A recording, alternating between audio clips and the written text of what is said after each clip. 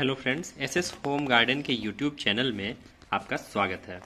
दोस्तों, आप एडीनियम लगाते होंगे, ऑबेसम, अरेबिकम, कोई भी वैरायटी आप ज़रूर अपने घर पे आपने लगाई होगी।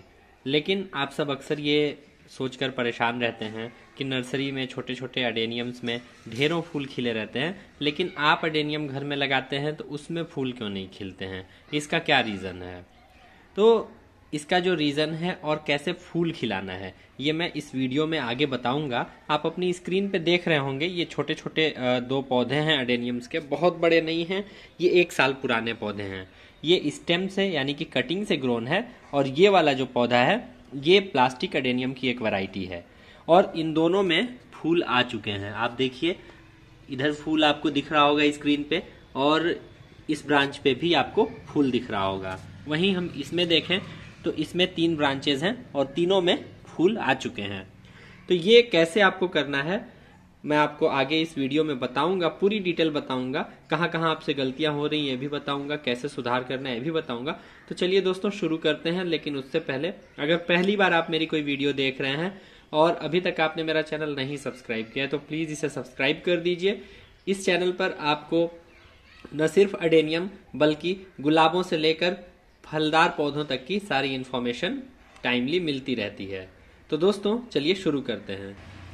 तो दोस्तों, इससे पहले कि हम एडेनियम के फूलों की बात करें, सबसे पहली चीज आपको ध्यान में रखना है वो है सॉइल मिक्स। हम कोई भी खाद किसी भी प्लांट को दे दें तो वो तब तक उतना ज्यादा सूट नहीं करता जब तक कि उसका सॉइल मिक्स जो है, यानी कि जिस मिट्टी में वो लगा है, वो बेहतर तरीके से न बनी हो। जैसे कि ये जो आप एडेनियम्स देख रहे हैं, इसमें मैं बहुत ही कम खाद देता हूं। अगर साल भर के इनके खाद की कॉस्टिंग में कैलकुलेट करूं तो शायद 20 रुपए भी ना आए, लेकिन मेरे जितने एडेनियम्स हैं सब में फूल भरे हुए हैं। आगे मैं एक वीडियो में दिखाऊंगा कि मैंने 7 महीने पुराने एक छोटे से सीडलिंग में भी, जो कि अरेबिकम की सीडलिंग है, उसमें कहते हैं कि लेट फ्लावरिंग होती है, लेकिन उसमें भी फ्लावर आया हुआ है।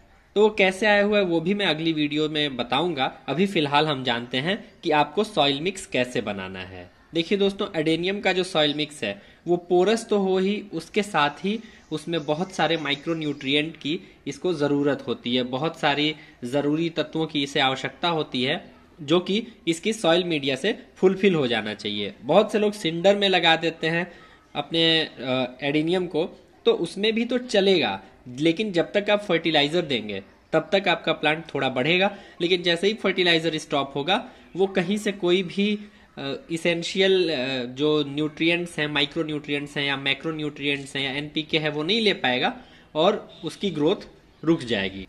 तो दोस्तों, आपको बेहतर सॉइल मिक्स कैसे बनाना है, इस पे मैं 2 वीडियो इसी चैनल पर ला चुका हूं। पहली वीडियो में मैंने बताया था कि आप सीडलिंग ग्रो कर रहे हैं तो कैसी सॉइल मिक्स रखनी है, और जब आप रिपोर्टिंग कर रहे हैं तो कैसी सॉइल मिक्स रखनी है। सॉइल मिक्स तो बहुत सारे होते हैं एडेनियम के, मैं खुद बहुत तरह के सॉइल मिक्स में बनाता हूं, लेकिन कुछ ऐसे सॉइल मिक्स हैं जो बहुत ज्यादा, जिनमें हमें वर्क की जरूरत होती है, बहुत ज्यादा चीजों की आवश्यकता होती है, जिसमें मूंगफली के छिलकों के पाउडर की जरूरत होती है, जिसमें सरसों खली के छिलके की पाउडर की जरूरत होती है, जिसमें वो कोको चिप्स की जरूरत होती है। तो अगर वो आप बनाने लगेंगे तो बहुत ज्यादा मुश्किल होगा और बहुत ज्यादा कॉस्टली भी पड़ेगा। इसीलिए मैं एक बिल्कुल सस्ता, एकदम सस्ते से भी सस्ता आपको सॉइल मिक्स बता रहा हूं। ये सॉइल मिक्स बहुत ही कम कीमत में, ये कहिए कि मुफ्त में लगभग आप अपने घर बना सकते हैं, और इसमें आपके जितने भी एडेनियम्स हैं बहुत तेजी से बढ़ेंगे। आप बैकग्राउंड में रखे अरेबिकम्स को देखिए, ये सेम सॉइल मिक्स में लगे हुए हैं, और देखिए इनकी ग्रोथ, देखिए कितनी जबरदस्त ग्रोथ आपको दिख रही होगी। ये ग्रोथ आपको भी मिलेगी। आप उस वीडियो पे जाइए। अगर आप उस वीडियो पे नहीं जा पा रहे हैं तो मैं आपको एक रफली आइडिया बता दे रहा हूं, उसमें मैंने डिटेल में बताया हुआ है, लेकिन एक रफली बता दे रहा हूं कि आपको 40% रखना है कंपोस्ट या काउ डंग मैन्योर या लीफ मोल्ड या वर्मी कंपोस्ट, ये आपको रखना है। इसके अलावा आपको 50% रखना है रेड सैंड के बचे हुए जो रेजिड्यू होते हैं। अक्सर जहां कंस्ट्रक्शन चलता है वहां छान के बड़े टुकड़ों को अलग कर दिया जाता है रेड सैंड में से, जो लाल बालू या मोरंग होती है, उसी को आपको ले आना है। वो आपको 50% लेना है। इसके बाद जो 10% बचा, उसमें आपको 5% लेना है बोन मील और 5% लेना है नीम खली।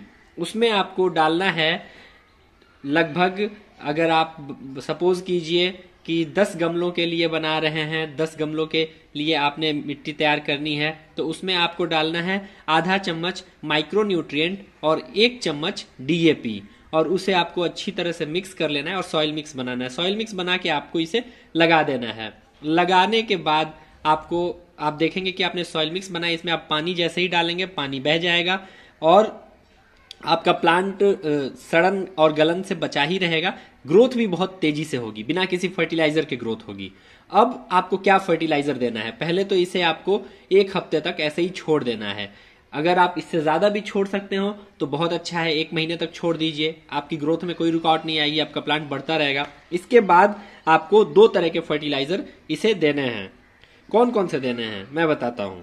सबसे पहले आपको देना है इसे एसएसपी इसे कहते हैं। ये दाने देखिए मेरे हाथ में, आप देख रहे होंगे, ये एसएसपी के दाने हैं। मैं और भी ज्यादा अच्छे तरीके से आपको दिखा देता हूं। ये जो दाने आप देख रहे हैं ये एसएसपी के दाने हैं। ये सिंगल सुपर फॉस्फेट होता है। इसमें फास्फोरस तो होता ही है, साथ में कैल्शियम और भी कुछ जरूरी तत्व होते हैं, जिससे आपके एडेनियम प्लांट का जो ग्रोथ होता है वो बहुत तेजी से होता है। और इनमें फ्लावर बनने के लिए जो एक जरूरी इंड्यूस करने की जरूरत होती है वो इससे हो जाता है। तो ये आपको देना है हर 10 दिन पे। 10 दिन पे आप सपोज कीजिए आपने 6 इंच के पॉट में लगाया है, तो इसके 10 दाने आपको इसके जड़ के आसपास अगल बगल डाल देना है और डाल के पानी डाल देना है। इसे देने के 1 हफ्ते के बाद आपको एक दूसरा फर्टिलाइजर देना है। वो फर्टिलाइजर कौन सा है बताता हूं। तो दोस्तों वो फर्टिलाइजर है 05234। ये आप देख रहे होंगे 05234, जिसे हम मोनो पोटेशियम फॉस्फेट कहते हैं और 05234 भी कहते हैं। ये इजीली मार्केट में अवेलेबल है। पहले इसका रेट 150 के आसपास का था, लेकिन अब इसमें बहुत तेजी से इसके रेट में इजाफा हुआ है और ये लगभग 250 के आसपास का हो गया है। इसे आपको देना है पर प्लांट 1/2 ग्राम, सिर्फ 1/2 ग्राम लेना है और थोड़े से पानी में घोल लेना है। घोल के आपके प्लांट के जड़ों में दे देना है। प्लांट को नहलाते हुए देंगे तो और अच्छा है। प्लांट के पत्तों से भी ये कुछ एब्जॉर्ब हो जाएगा, चूंकि ये फॉलियर में भी स्प्रे में यूज होता है।